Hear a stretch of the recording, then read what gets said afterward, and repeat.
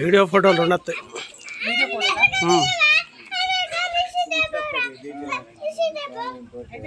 Okay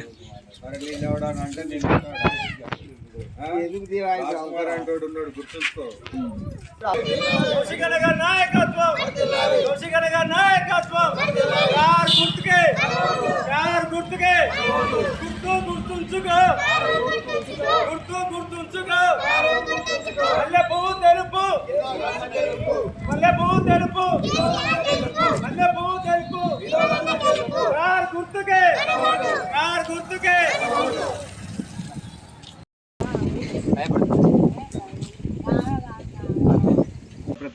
ప్రతినిధులు party senior కార్యకర్తలందరూ మమేకమై గడప గడపకు తిరుగుతూ మన వినోద్ కుమార్ గారి కారు గుర్తుకే ఓటేయాలని చెప్పి కౌశిక్ రెడ్డి గారి ఆదేశాల మేరకు ప్రతి ఇంటింటికి ప్రచారం చేస్తున్నారు. అనేక సంక్షేమ ఫలాలను అందించినటువంటి తెలంగాణ రాష్ట్ర ప్రభుత్వం గత ప్రభుత్వం మొన్న జరిగినటువంటి ఎలక్షన్లో ఏదైతే తప్పుడు ఆలోచనలు తప్పుడు నిర్ణయాలతోటి ప్రజలను మోసం చేసినటువంటి కాంగ్రెస్ ప్రభుత్వం దాదాపు ఈ 100 రోజులలో ఏం చేసిందో కర్నూలు పార్లమెంటు పరిధిలో ఉన్నటువంటి తెలంగాణ ప్రజలందరికీ తెలుసు. మరొక అవకాశం తెలంగాణ రాష్ట్ర ప్రజలకు వచ్చింది, కర్నూలు పార్లమెంటు పరిధిలో ఉన్నటువంటి ప్రజలందరికీ వచ్చింది.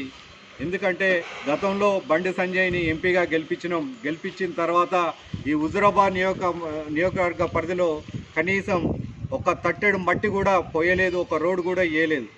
అంతేకాకుండా ఎన్నో ఆయన చేసేటువంటి పనులు ఎన్నున్నా కూడా కనీసం ఏం చేయలేదు. ఉదాహరణకు ఉప్పాల్ బ్రిడ్జ్, దాదాపు వినోద్ కుమార్ గారు అంతకుముందు ఎంపీగా గెలిచిన తర్వాత బిజ్జీర్ షరీఫ్ బ్రిడ్జి కానీ ఉప్పాల్ బ్రిడ్జి కానీ తేవడం జరిగింది.